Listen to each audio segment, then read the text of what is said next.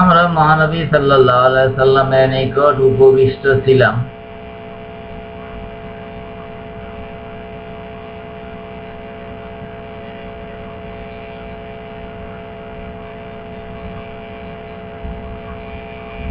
তিনি আমাদের নিকট কাহিনী বর্ণনা করিতেছিলেন এবং উপদেশ দিতেছিলেন, অর্থাৎ অতীতে নবী রাসূলগণের কাহিনী। এই সময় এক ব্যক্তি আসিয়া রাসূল পাক সাল্লাল্লাহু আলাইহি সাল্লামের সাথে চুপিসারে কি যেন বলিলেন।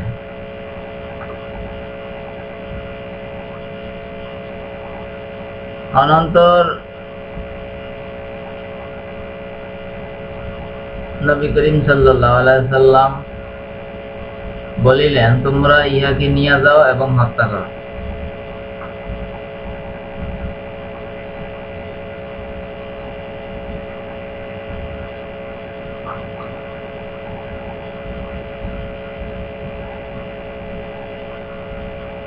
লোকটি যখন ফিরিয়া চলিল, তখন রাসূল পাক সাল্লাল্লাহু আলাইহি সাল্লাম তাহাকে ডাকিয়া জিজ্ঞাসা করিলেন,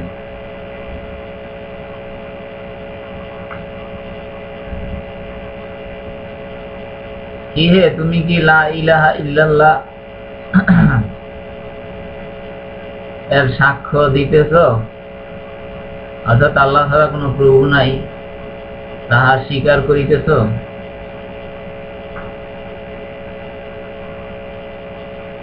সে বলিল, জি হ্যাঁ।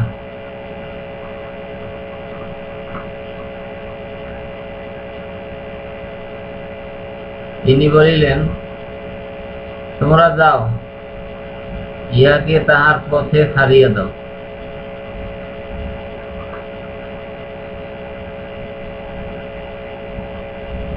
কেননা আমি মানুষের সাথে মানুষের বিরুদ্ধে ততক্ষণ লড়াই করিবার জন্য আদিষ্ট হইয়াছি যতক্ষণ না তাহারা লা ইলাহা ইল্লাল্লাহ এর স্বীকারোক্তি দেয়।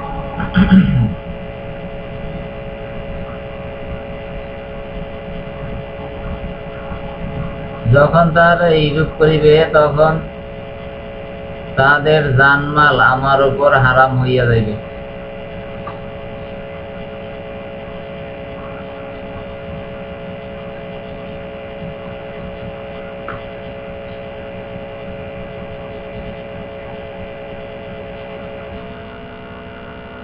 আল হাদিস ইবনে মাজাহ শরীফ, হাদিস নাম্বার 3929।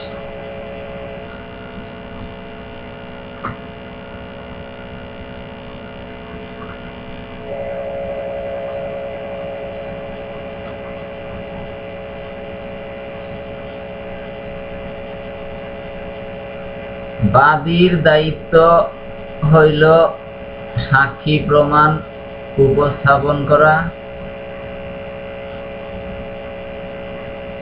এবং বিবাদীর দায়িত্ব হইল কথন করা।